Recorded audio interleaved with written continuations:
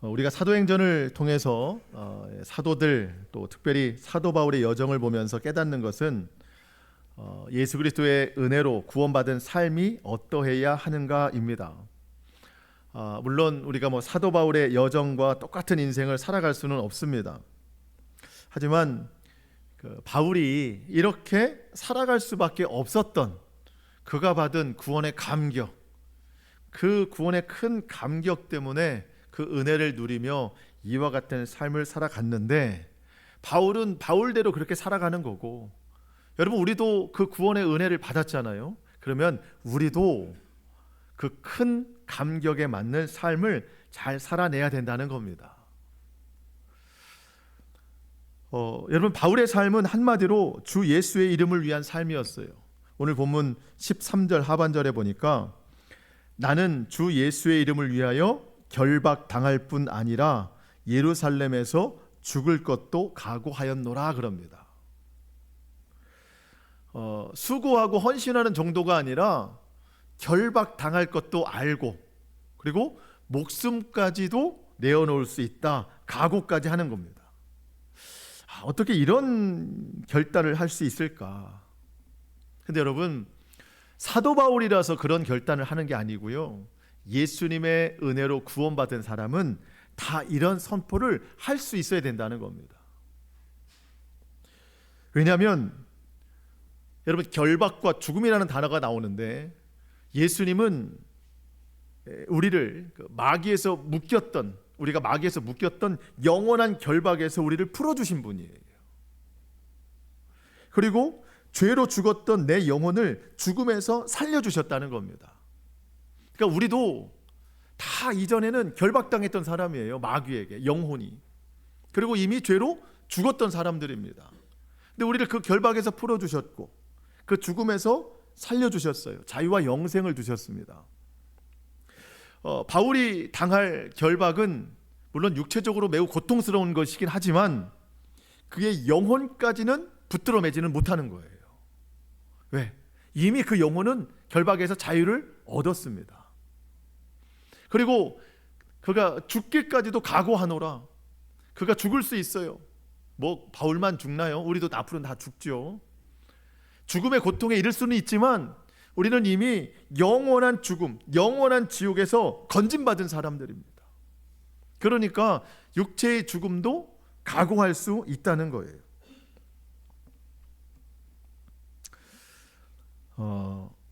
예수님이 그런 말씀하셨습니다. 마태복음 10장 28절에 몸은 죽여도 영혼은 능히 죽이지 못하는 자들을 두려워하지 말아라. 그러니까 예수님 믿는 자들을 막 박해를 하는데 그들이 우리의 몸은 죽여도 영혼은 죽이지 못한다는 겁니다. 우리 영혼은 이미 살아났기 때문이에요. 오히려 몸과 영혼을 능히 지옥에 멸하실 수 있는 일을 두려워해라. 우리가 정말 두려워할 분은 하나님이시라는 거예요. 바울은 오히려 죽음을 반겼어요. 바울이 빌립보에 보내는 편지 가운데 그런 내용이 있습니다. 여러분, 내가 죽음과 삶 이 사이에 있지만 끼어 있는데 나는 속히 세상을 떠나 예수님 품에 안기고 싶습니다. 그렇지만 내가 살아있는 것이 여러분에게 더 큰 유익이기 때문에 나는 그 사명을 다 감당하려고 합니다. 여러분, 사도 바울의 삶이 얼마나 고됐어요. 그래서 당장이라도 정말 죽어서 주님 품에 안기고 싶었다는 거예요. 그런데 주님이 살려주신 것은 모든 성도들을 권면하라고, 여기에 내가 살아있다라는 겁니다. 여러분, 당할 환난과 또 그 결박이 가볍다는 이야기가 아니에요. 바울이 당할 죽음이 결국 가볍다는 것이 아닙니다. 매우 고통스럽겠지만 이미 그 가운데 보여주신 또 구원하신 그 은혜가 너무 크기 때문에 그 은혜에 비하면 모든 것을 감당할 수 있다는 거예요. 여러분, 우리도 정말 마귀의 결박에서 묶여 있다가 주님이 우리 풀어주셨잖아요. 막달라 마리아 7 귀신에 묶여 있었는데 주님이 풀어주셨잖아요. 그래서 주님 앞에 매인자로 평생을 살아가는데 기쁨이 있었던 거예요. 우리 영원한 지옥에 죽었었는데 주님이 우리를 살려주셨잖아요. 그러니까 우리도 결박과 죽음이라는 각오를 하면서 살아갈 수 있다는 거예요. 저는 그래서 오늘 말씀 묵상하면서 처음에는 참 사도 바울 대단하다, 어떻게 이런 결단을 할 수 있을까, 죽음까지도 불사하다. 그런데 묵상하다 보니까 그의 결단이 대단한 게 아니라 그에게 주신 하나님의 은혜가 대단한 거예요. 그 은혜를 통해 선포할 수 있는 거니까. 그래서 너무 부끄러운 거죠. 왜 나는 똑같은 은혜를 받고도 이런 고백을 하지 못할까? 여전히 나는 왜 결박을 두려워하고 목숨을 두려워하면서 살아갈까? 정말 바라기는 저와 여러분에게 이런 선포가 있기를 바라는 게 아니라, 그거는 우리가 하려고 해서 하는 게 아니라 우리의 심령 가운데 바울에게 주셨던 그 충만한 은혜, 그 은혜 때문에 우리도 이와 같은 고백이 자연스럽게 나올 수 있기를 주님의 이름으로 축복합니다. 어떤 것도 두려워하지 않는 그 은혜가 우리 가운데 있어야 돼요. 오늘 본문도 그러한 바울에게 주신 은혜, 오직 주 예수의 이름을 위하여 살아가는 그 여정 가운데 있는 일들이 기록이 되어 있습니다. 정말 주님이 함께 하시는 모든 순간이 다 소중한 거예요. 의미 없는 시간이 하나도 없더라고요. 자, 1절로 3절을 볼 건데요.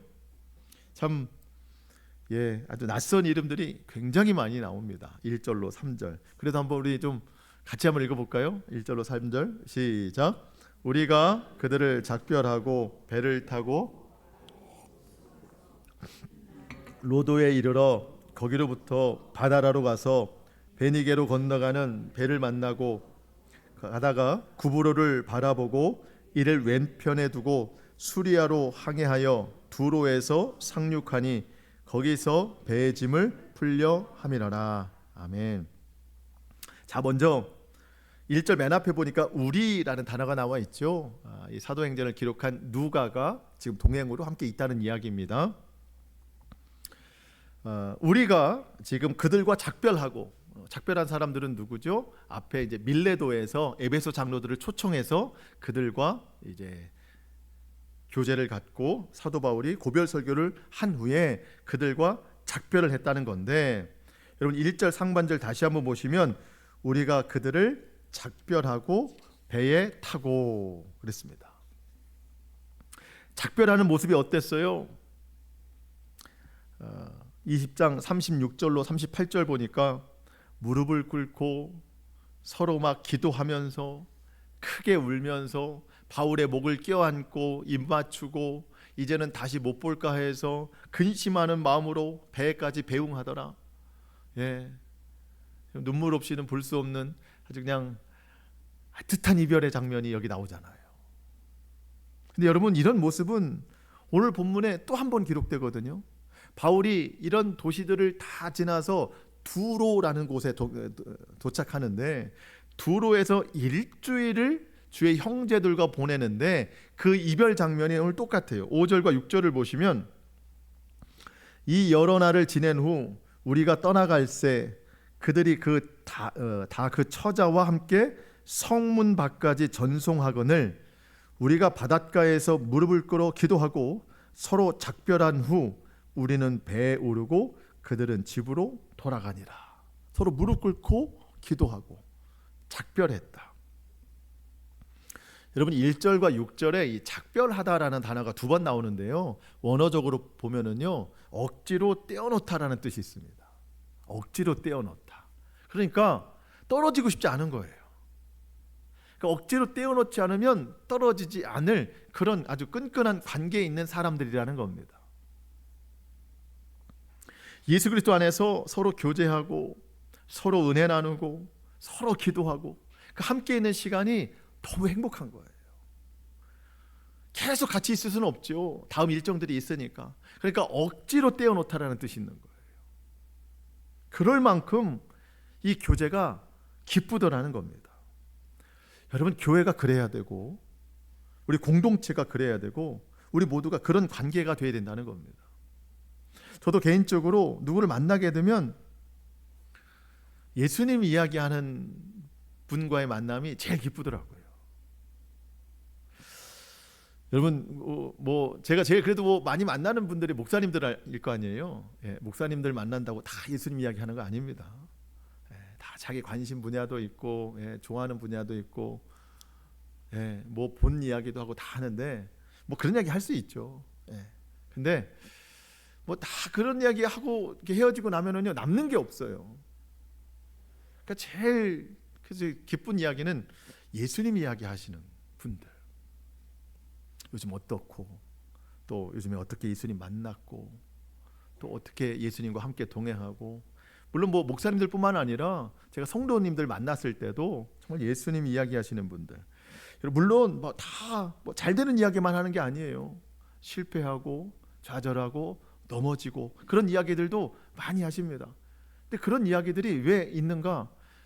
그게 결말이 아니거든요. 지금 좌절이 결말이 아니거든요. 우리 하나님 살아계셔서 주님이 일하실 때까지 이 믿음 지켜나가겠다는 그 결단이 다 있어요. 그런 이야기 대화를 할 때마다 정말 너무 기쁜 이야기예요. 여러분 우리가 뭐 세상 이야기 뭐 다른 이야기 잠깐은 즐거울 수 있지만 그것이 우리를 살리지는 못합니다. 여러분 우리의 진정한 기쁨은 오직 주님께 있어요. 여러분 그래서 우리 공동체 안에서 서로 예수님 또 은혜 또 말씀 이런 나눔이 우리 가운데 정말 풍성해져야 된다는 거예요. 바울은 이 목적지인 지금 예루살렘을 향해 가고 있는데요. 여러 항구 도시를 지나가고 있습니다. 지금 배 타고 가고 있거든요. 근데 우리에게는 대부분 낯선 이름들이에요. 아까 여러분 읽으셨죠? 고스로 가서 이튿날 로도에 이르고 거기로부터 바다라로 가고 거기서 베니게에서 배를 타고 구브로를 왼편에 두고 수리아를 지나 두로까지 가니라.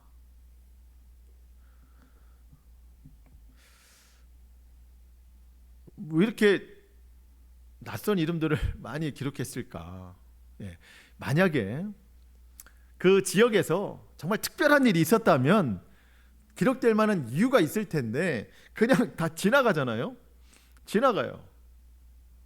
그런 이름들을 굳이 왜 다 기록했을까?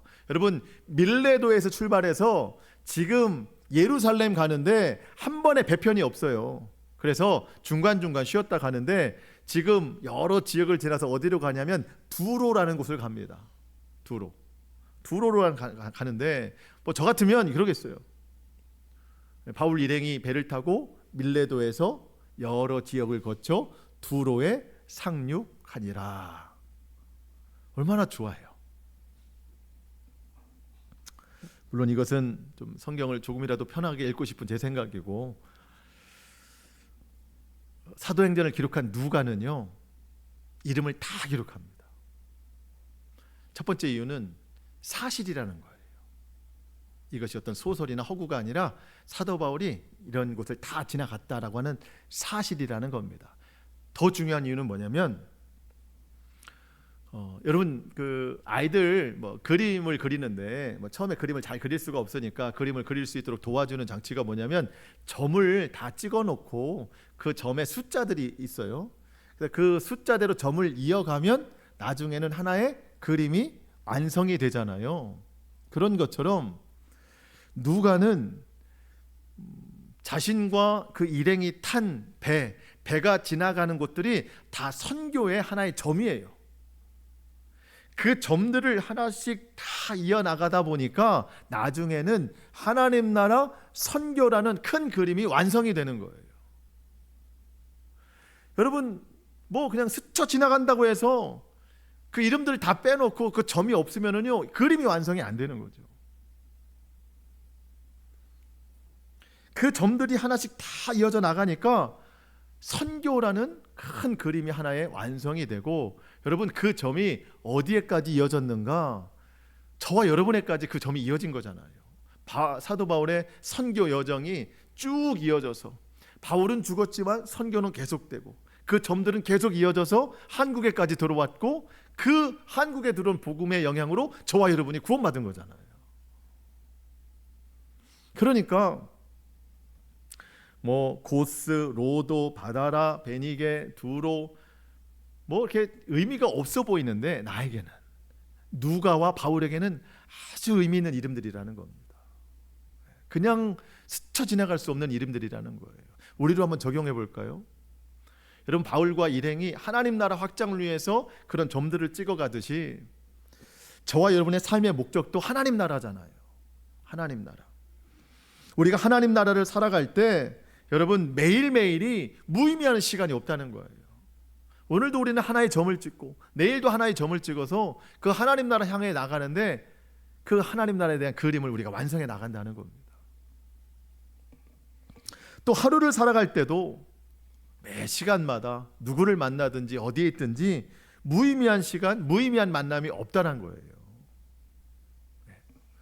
여러분, 다시 한번 말씀드리지만 여러분 고스, 로도, 바다라, 베니게, 두로, 사실 저는 이 설교를 준비하면서 이게 나랑 무슨 상관이 있나 그런 생각이 들었어요. 이 이름들이 우리 성도들에게 무슨 상관이 있나, 이걸 뭐라고 설명해야 될까? 별로 의미가 없어 보여요. 근데 누가와 바울에게는 의미가 있다는 거예요.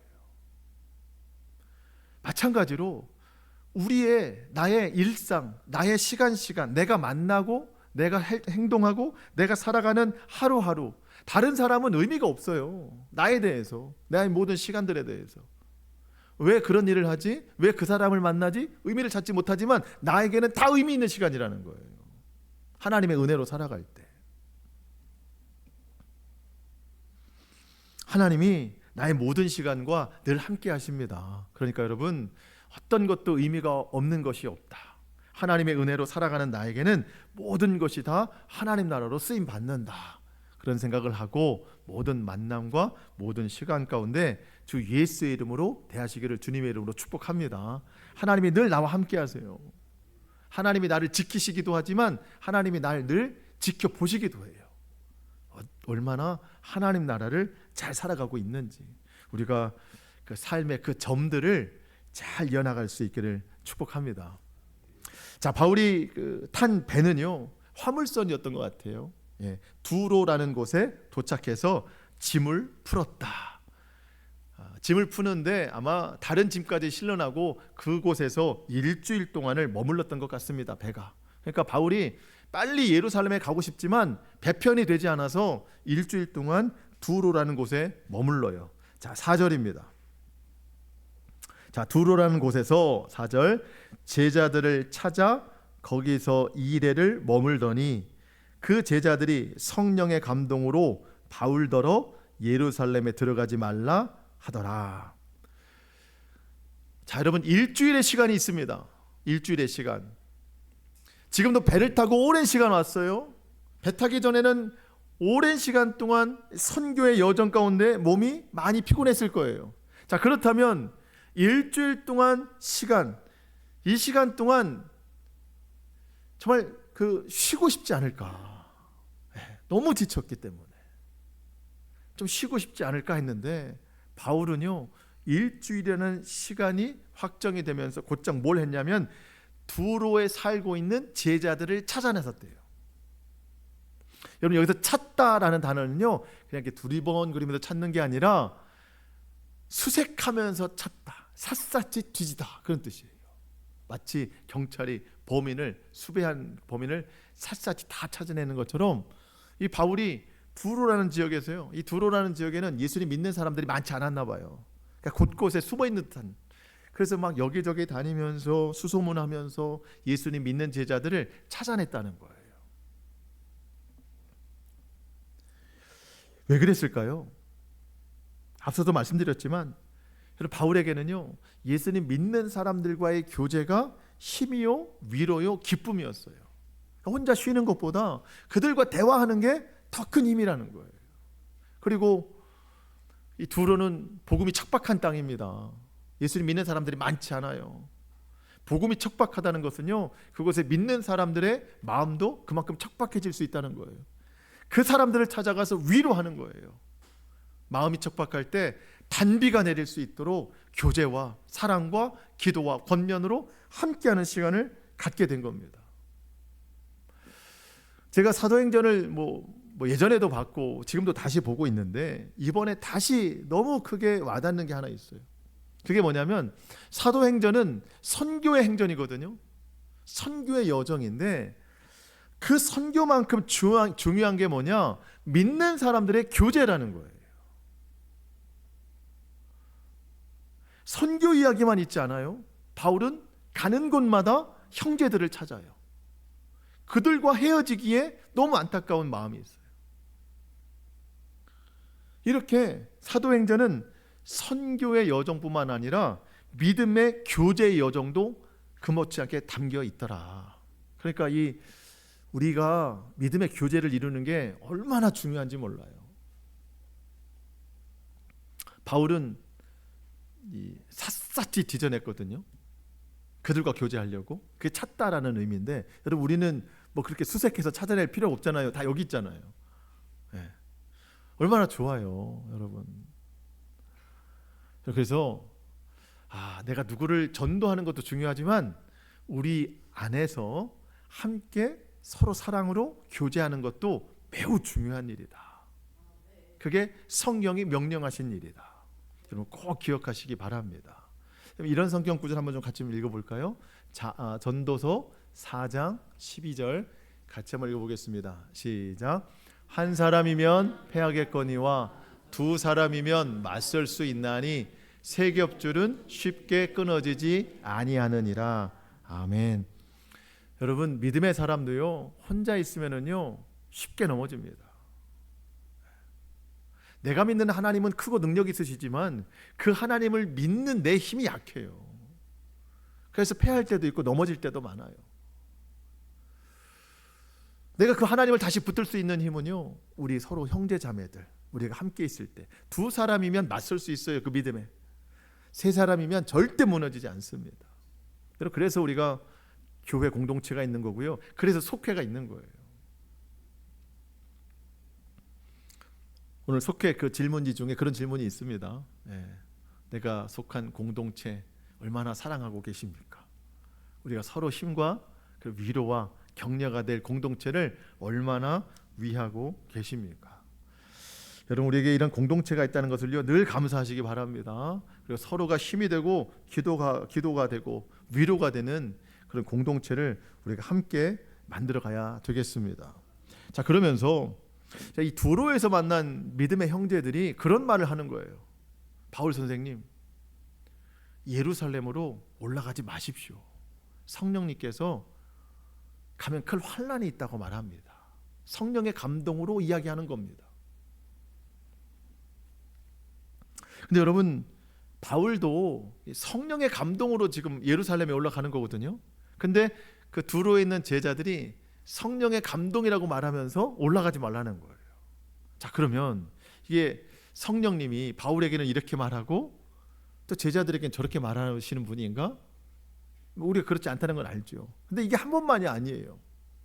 가이사랴에 가서 이따 설명드리겠지만 빌립이라는 사람을 만났는데 그 빌립의 딸 4명이 예언하는 사람들입니다. 다 처녀예요. 아마 그 딸들도 바울에게 똑같은 예언을 했던 것 같고, 더 중요한 것은 여러분 10절 이하에 보시면 10절부터 보시면 그곳에서 바울이 여러 날 머물러 있더니 아가보라 하는 한 선지자가 유대로부터 내려와서 우리에게 와서 바울의 허리띠를 가져다가 자기의 손발을 묶어매고 말하기를 성령이 말씀하시되 예루살렘에서 유대인들이 이같이 이 띠 임자를 바울을 결박하여 이방인의 손에 넘겨주리라 하거늘. 성령의 감동으로 이 이야기를 하는 겁니다. 그래서 그 이야기를 듣고 12절 우리가 그 말을 듣고 그곳 사람들과 더불어 바울에게 예루살렘으로 올라가지 말라 권하니. 한두 사람이 아니에요. 많은 사람들이, 아니 모든 사람들이 바울에게 예루살렘으로 올라가지 마십시오. 이게 성령의 감동으로 하는 말입니다. 이런다는 거예요. 이게 무슨 차이일까요? 성령님이 말씀하시는 건 바울에게나 선지자에게나 제자들에게나 똑같습니다. 예루살렘에 올라가면 결박과 환난이 있다는 겁니다. 그게 성령이 주시는 말씀이에요. 근데 그 성령이 주신 말씀을 받고 바울을 사랑하는 제자들은 가지 마십시오예요. 여기부터는 이제 자기 마음인 거예요. 성령의 감동은 환난과 결박이 있습니다까지가 성령의 감동이고, 그렇기 때문에 바울 선생님 가지 마십시오. 앞으로 해야 될 일이 더 많습니다. 지금처럼 여러 곳을 다니면서 주의 제자들에게 위로와 권면을 주십시오. 그러니 가지 마십시오. 인간적인 감정이 들어가 있는 거예요. 나쁘다는 건 아니에요.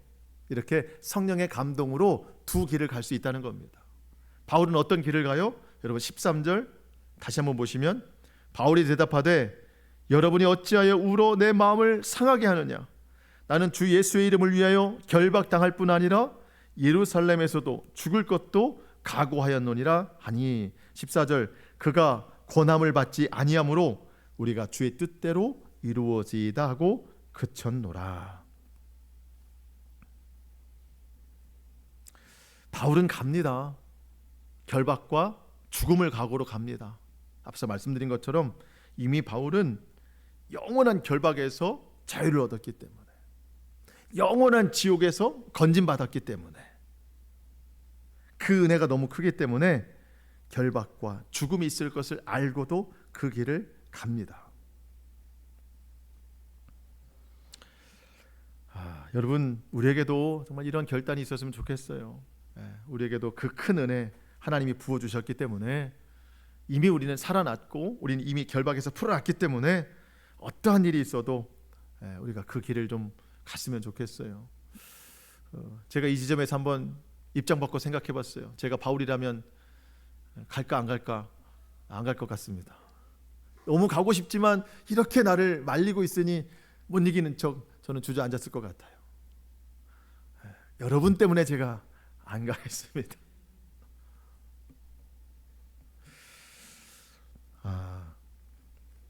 여러분, 그 결박과 그 죽음의 고통이 쉽지 않습니다. 그런데 그럼에도 허락하신 은혜가 너무 크기 때문에 알면서도 간다는 거죠. 참 이 비교해서 생각해 보니까 얼마나 하나님 앞에 죄송한지 몰라요.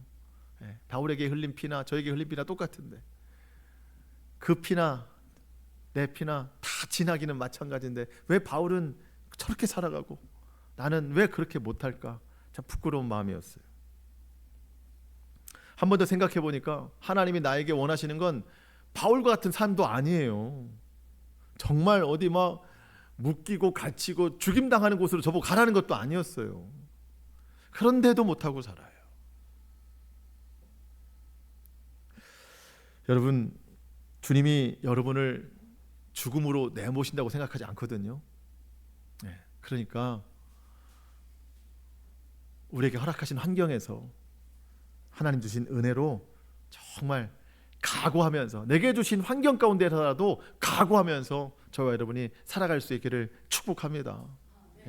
가정에서도 사명 감당하고 살고, 직장에서도 사명 감당하고 살고, 교회에서도 우리 주의 형제자매들 정말 서로 뜨겁게 사랑하고, 여러분 미워하거나 시기하거나 다투거나 그럴 필요가 하나도 없어요. 우리 정말 뜨겁게 사랑해야 됩니다.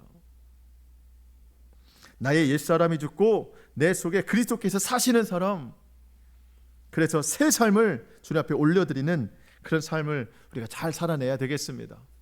나의 원대로 마옵시고 아버지의 뜻이 이루어지기를 원하나이다. 제자들이 선포한 것처럼, 예수님이 선포한 것처럼 우리도 마찬가지예요. 순종은 내가 하지만 하나님의 뜻이 이루어지기를 원합니다. 그런 삶을 우리가 살아가야 되겠습니다. 우리가 그렇게 날마다 변화되어야 돼요. 오늘 제가 마지막으로 살펴보고 싶은 것은 이런 변화를 통해서 두 사람이 만났는데 정말 놀라운 만남이 오늘 성경 가운데 이루어지는데, 바로 이 바울과 빌립의 만남입니다. 이 만남을 소개하고 말씀을 마치려고 합니다. 여러분 7절로 9절 같이 한번 읽어보겠습니다. 7절로 9절 시작. 두로를 떠나 항해를 다 마치고 돌레마이에 이르러 형제들에게 안부를 묻고 그들과 함께 하루를 있다가 이튿날 떠나 가이사랴에 이르러 일곱 집사 중 하나인 전도자 빌립의 집에 들어가서 머무니라.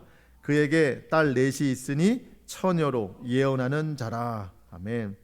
여전히 그 도시 이름들이 많이 나오죠. 아까 머물렀던 두로에서 배를 타고 돌레마이에 갔습니다. 거기에 가서 사도 바울이 또 한 일은 뭐예요? 주의 형제들을 찾아 안부를 물었어요. 그러니까 정말 이 교제가 얼마나 중요한지 몰라요.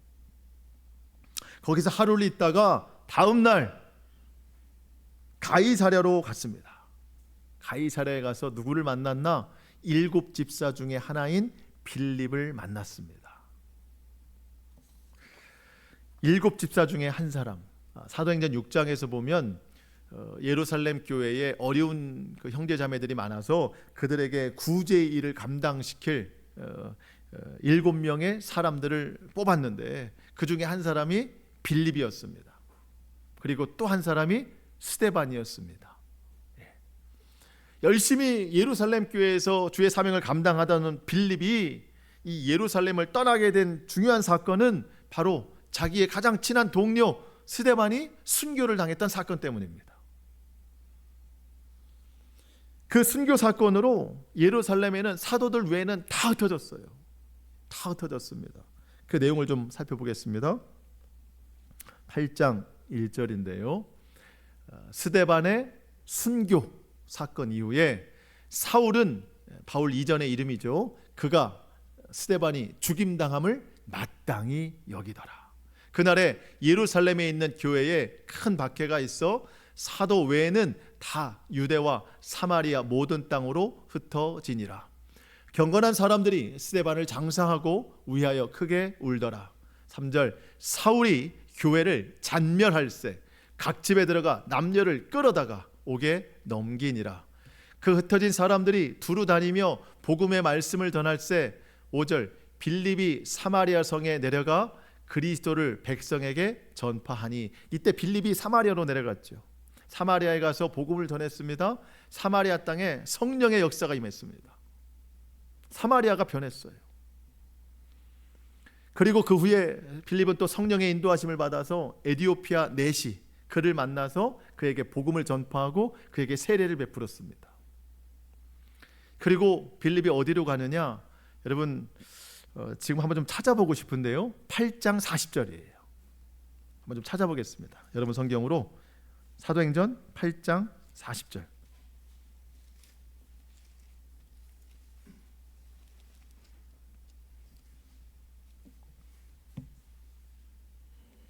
(8장 40절) 찾으셨어요? 같이 한번 읽어볼까요? 시작. 빌립은 아소도에 나타나 여러 성을 지나 다니며 복음을 전하고 어디에 이르렀어요? 가이사랴에. 여기서 이제 간 겁니다. 여기부터 빌립이 안 나와요. 그리고 9절 9장 1절 누가 나와요? 사울이 등장합니다. 빌립이 가고 사울이 등장해요. 마치 영화의 한 장면입니다. 빌립이 가이사랴에 가고 사울, 바울 이전의 이름이 등장하면서 여전히 교회를 잔멸하려고 예수 믿는 사람들을 붙잡으러 사울이 다시 등장합니다. 빌립은 이때부터 가이사랴에 살게 됐어요. 이때부터. 그리고 바울은 예수님 믿는 사람들을 붙잡으려다가 오히려 예수님에게 붙잡혀가지고 여러 이방 지역에 가서 복음을 전하다가 오늘 가이사랴에 도착하게 됐어요. 빌립이 살고 있다. 거기서 둘이 오늘 만났습니다. 20년 만에 만났대요. 빌립이 기억할 때 바울은 내 동역자 스데반을 죽인 사람이에요. 바울이 기억할 때 빌립은 내가 그때 죽이려 했던 그 사람입니다. 믿음의 사람입니다. 이들이 변함 가운데 20년 만에 가이사랴에서 만난 거예요. 여러분 어땠을까요? 어땠을까요? 둘의 첫 이야기는 아마 스데반의 순교 사건 이야기였을 겁니다. 그때 바울이 얼마나 미안했을까요? 빌립한테 내가 그때 왜 그랬을까? 그때 일을 막 사과도 하고 하나님 앞에 회개도 많이 했을 겁니다. 막 울면서 했을 거예요. 그때 빌립이 얼마나 또 끌어안아줬겠어요. 그때 당신이 그때는 그랬지만 하나님이 그 일로 복음의 확산을 이루었습니다 하면서 그 이후로 각자의 자리에서 복음 전파에 힘썼던 것을 서로 위로하고 격려하며 칭찬하면서 또 기도하면서 앞으로 이 일들을 더 잘 감당하자 결단하면서 있었을 거 아닙니까? 그 자리에 둘만 있었던 게 아니라 아까 우리라고 되어 있잖아요. 누가와 그 일행들이 함께 있는데 그 장면을 보고 얼마나 감동했겠어요. 얼마나 하나님 앞에 영광 올려드렸겠어요. 저는 그 자리에 없었는데 생각해 보니까 굉장히 벅차더라고요. 여러분 사실 20년 전에는요 둘이 원수였어요.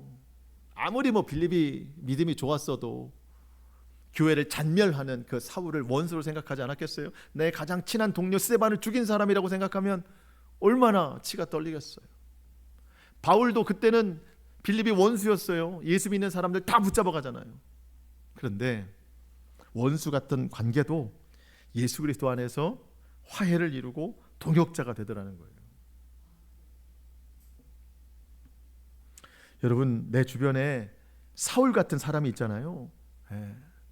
여러분 우리가 그를 위해서 기도하기를 포기하지 말아야 되는 이유는 하나님께서 그를 위한 구원의 때를 준비하고 계시고 또 그를 사용하실 계획을 갖고 계시기 때문입니다. 여러분 누구도 하나님 구원에서 제외된 사람이 없고요. 또 누구도 하나님 사명에서 제외된 사람이 없어요.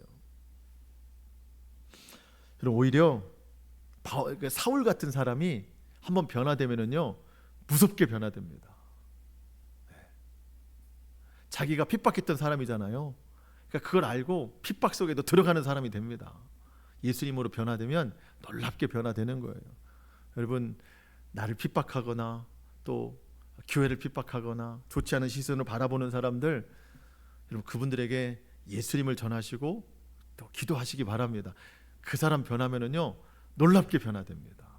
놀라운 일이 벌어질 거예요. 오히려 그런 사람들이 있는 것을 하나님 앞에 원망이나 불평하지 마시고 그런 사람 내게 붙여주신 것을 감사하시기 바랍니다. 그러면서 한번 하나님 제가 저 사람 변화시켜 보겠습니다. 한번 해보는 거죠. 기도하면서 큰 역사가 나타나게 될 줄로 믿습니다. 왜냐하면 우리 하나님 살아계시기 때문입니다. 그러면서 우리가 그렇게 변화시키는 일에 우리가 좀 쓰임 받기를 축복합니다. 말씀을 마치겠습니다. 여러분 결박을 당할 뿐만 아니라 죽음까지도 각오하면서 이 일을 행할 수 있는 것은 우리 주님이 나를 영원한 결박에서 풀어주셨기 때문이고 영원한 지옥에서 건져주셨기 때문입니다. 우리가 날마다 그 은혜 안에 살아가면서 내게 주신 매일매일의 시간, 매일매일의 삶의 자리에서 그 주님의 복음과 사랑을 전하면서 살아가는 우리 모두가 되기를 주님의 이름으로 축복합니다. 아멘. 기도하겠습니다.